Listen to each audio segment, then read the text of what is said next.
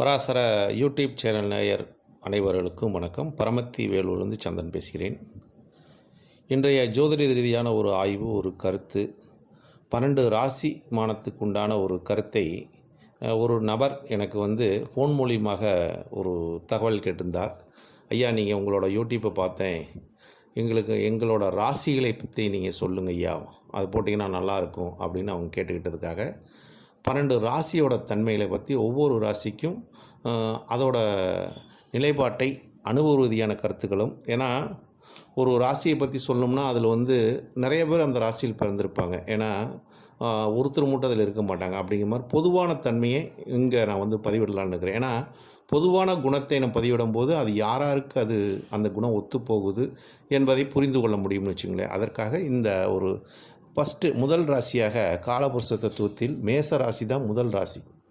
இந்த ராசி ஒரு ராசி தன்மைகளையும் ராசியோட குணத்தை சொல்ல வேண்டுமென்றால், இந்த ராசி எப்பொழுதுமே ஒரு வெப்பத்தன்மை உள்ள ராசி. இதுக்கு செவ்வாய் ஆதிபத்தியம் உள்ள ராசி. செவ்வாய் பகவான் தான் முருகனை நம்ம இந்த ராசிக்கு அதிபதியாக வரக்கூடியவர் செவ்வாய், அங்காரகன் என்று சொல்லக்கூடியவர்.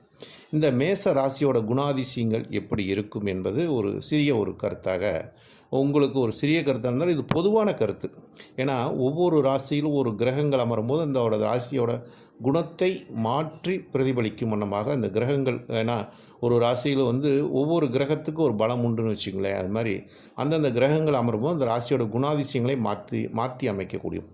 அது மாதிரி மேச ராசியோட பொதுவான குணங்கள் என்னன்னு பார்க்கும்போது, மேசராசி என்பது ஒரு ஆடோட சின்னத்தை குறிக்கக்கூடியது. ஆடுங்கிற ஒரு சின்னத்தை அந்த ராசியில் குறிப்பிட்டிருப்பாங்கன்னு வச்சுங்களேன். இந்த ஆடுங்கிற ஒரு சின்னம் என்று பார்க்கும்போது அந்த ஆடை எதை குறிக்கும் என்பது, ஆடோட குணாதிசயங்கள் என்ன அப்படின்னா, ஆடு எதுக்குமே பயப்படாது. அது ஒரு நம்ம டெய்லி இந்த ஞாயிற்றுக்கிழமையான ஒரு கறி வாங்கலாம் கடைக்கு போவோம், கறி கடைக்கு போவோம். அந்த கடையில் பாருங்கள், ஒரு ஆட்டை கழுத்தை அறுத்துட்டு இருப்பாங்க. ஒரு ஆடுக்கு அது இது சாப்பிட்டுட்டு இருக்கும். தன்னோட வயிற்றுக்கு தவளையை, அந்த அவுத்தி தலையை சாப்பிட்டுக்கிட்டு இருக்கும். அது மாதிரி அது எதுக்கும் பயப்படாது. மேசராசி தன்மையோட குணம் என்னென்னா, யாருக்கும் பயப்பட மாட்டாங்க. அவங்களோட குணமே அதுதான். எதாக இருந்தாலும் அதனால தான் அந்த ராசியை ஒரு படைபலத்துக்கு தளபதியை, சேனைக்கு தளபதியாக வச்சாங்க. சேனைக்கெலாம் வழிநடத்த ஒரு சிப்பாய்க்கெலாம் ஒரு படைக்கு போருக்கு போகும்போது தன் உயிரை பற்றி கவலைப்பட மாட்டாங்க. எதிரியோட உயிரை எடுக்கணும், எதிரியை அழிக்கணும் அப்படிங்கிற ஒரு இதுக்கே போராடும் குணமுடையவர்களாக, எதுக்கும் போர்க்குணம் உடைந்தவர்களாக இருப்பாங்கன்னு வச்சுங்களேன். இந்த மாதிரி மேச ராசியோட தன்மை என்று பார்க்கும்போது செவ்வாயோட ஆதிபத்தியம். அப்போ அந்த செவ்வாங்கிறது வேகத்தன்மையை குறிக்கக்கூடியது. அதாவது வேகம்னா முன்னோக்கி போகக்கூடிய ஒரு தன்மை தான் அந்த செவ்வாய்க்கு இருக்கும். பின்னோக்கி வரக்கூடிய தன்மை இருக்காது. அப்போ ஒரு ஆடுங்கிற ஒரு சின்னம் போது ஆடோட குணாதிசயங்கள் என்ன இருக்கும்? ஆடு எல்லா பக்கம் போய் மேய்ஞ்சிரும். அதாவது எல்லா மலையும் கூட ஏறிடும், தாவும், அங்கே தாவும். ஆனால் அதுக்கு சுதாரிக்கும் தன்மை இல்லை. ஒரு மலை ஏறிடுச்சுன்னா அது இறங்கக்கூடிய ஒரு தன்மை அதுக்கு தெரியாது, தடுமாறி போய் நிற்கும்.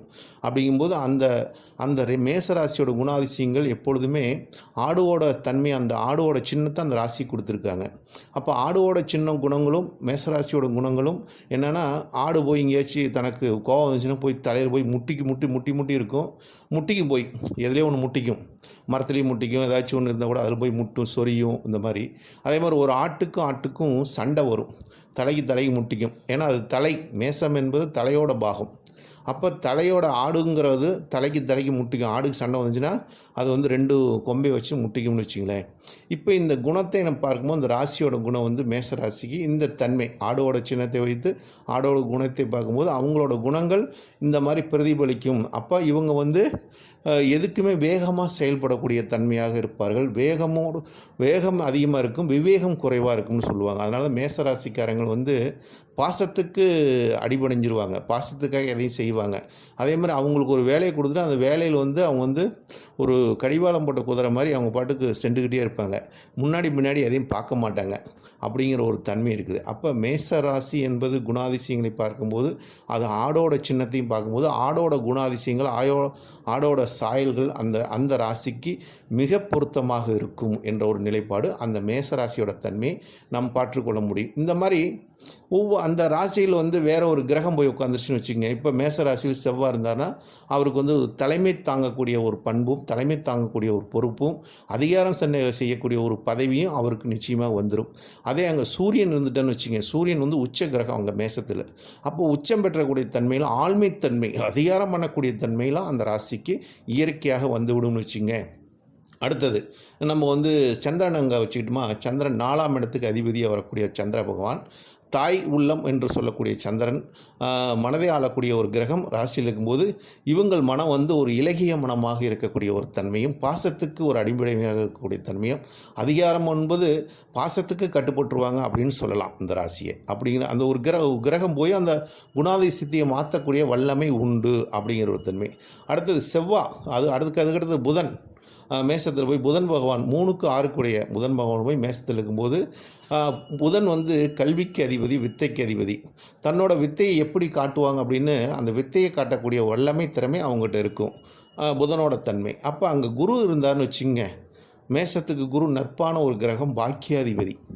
அதாவது பாக்கியத்துக்கு உண்டான கிரகம் அவர் தான், நிதிநிலைக்கு அதிபதியாக கிரகமும் அதுதான். அப்போ நிதிநிலையை காக்கக்கூடிய தன்மையும், நிதிநிலையை ஒரு ஒழுங்குபடுத்தக்கூடிய தன்மையும், ஒரு பாக்கியத்தை அடையக்கூடிய தன்மையும், ஒரு பாக்கியசாலி என்று சொல்லக்கூடிய தன்மையும் இந்த மேசராசிக்காரர்கள் குரு மேசத்தில் இருக்கும்போது அவங்களுக்கு அந்த நிகழ்பாடை கொடுக்கும். ஏன்னா ஒவ்வொரு கிரகம் ஒரு ராசியில் இருக்கும்போது அதோட குணாதிசயத்தை பிரதிபலிக்கும் வண்ணமாக குருவோட குணத்தை பார்க்கும்போது பிறருக்கு உபதேசம் செய்வது, பிறரை ஒழுங்குபடுத்துவது. அப்போ ஒழுங்குபடுத்தக்கூடிய ஒரு நிலையிலும் ஒரு பெரிய பதவியில் இவங்க வகிக்கக்கூடிய ஒரு தன்மையெல்லாம் இருக்குது.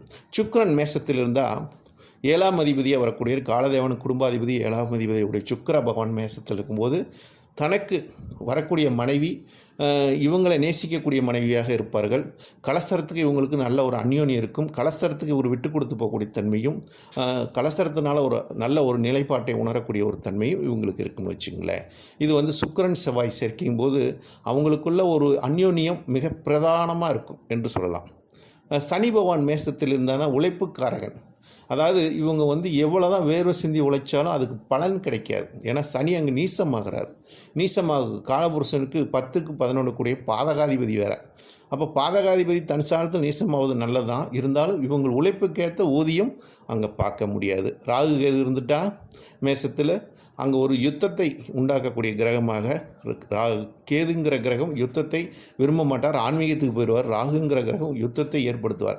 இப்படி இந்த மேச ராசியோட தன்மைகள், ராசியோட குணங்கள், அதோட தன்மை என்று பார்க்கும்போது ஆடு சின்னம். அந்த ஆடோட நிலைப்பாடு என்னென்னா, தனக்கு எவ்வளோ ஆபத்து வந்தாலும் அதை பற்றி பயப்படாமல் இருக்கும், தைரியமாக இருக்கக்கூடிய ராசி மேச ராசி. இதில் கிரகங்கள் அமரும்போது இதோட தன்மைகளும் மாறக்கூடும் என்பதற்காக இது நமக்கு வந்து ஒவ்வொரு ராசியும், இந்த 12 ராசியும் 12 விதமாக ஒவ்வொருத்தருக்கும் இந்த மாதிரி ஒரு ராசி பலனை வந்து சொல்லலான்னு இருக்கிறேன். இந்த ராசி பலன் உங்களுக்கு எப்படி இருக்குது, உங்களுக்கு ஒத்து போகுதா, இல்லை இதில் ஏதாச்சும் நான் மாற்றி சொல்லுமா, இது வந்து நான் அனுபவத்தின் உணர்ந்த கருத்துக்களையும், நான் உணர்ந்த கருத்துக்களையும், நான் ஜாதக ரீதியாக பார்த்த ஒரு கருத்துக்களையும், ஒரு புக்கில் படித்த கருத்துக்களையும் அல்ல ஒன்றிணைத்து ஒரு நிலைப்பாட்டை இந்த கருத்தை முன்வைத்திருக்கிறேன் நண்பர்களே. உங்களோட கருத்தும் உங்களோட லைக்கும் இதோட கமாண்டும் வந்தால் தான் நான் ஒவ்வொரு ராசிக்கும் என்னோடய தன்மைகளை, இந்த ராசியோட தன்மைகளை நான் உங்களுக்கு சொல்லலான்னு இருக்கிறேன். இந்த பராசர யூடியூப் சேனல் வழியாக. இந்த பராசர யூடியூப் சேனல் வந்து பிறருக்கு ஜோதிடத்தை கற்றுக் கொடுக்கும், பிறருக்கு ஜோதிடத்தை வழிநடத்தக்கூடிய ஒரு தன்மையும், பிறருக்கு இந்த சேனல் வழியாக நிறைய விஷயங்களை நான் கொடுக்கலாம் என்று இருக்கிறோம். நாங்களும் எங்கள் குழு நண்பர்களும் சேர்ந்து உங்களுக்கு வரக்கூடிய ஆடியோலாம் ஒவ்வொன்றா ஆடியோ வீடியோ அனைத்துமே இதில் வரும். நண்பர்களே, இதை கேட்டு பயனடைங்கள். வாழ்க வளமுடன். பரமத்தி வேலூர் சந்திரன்.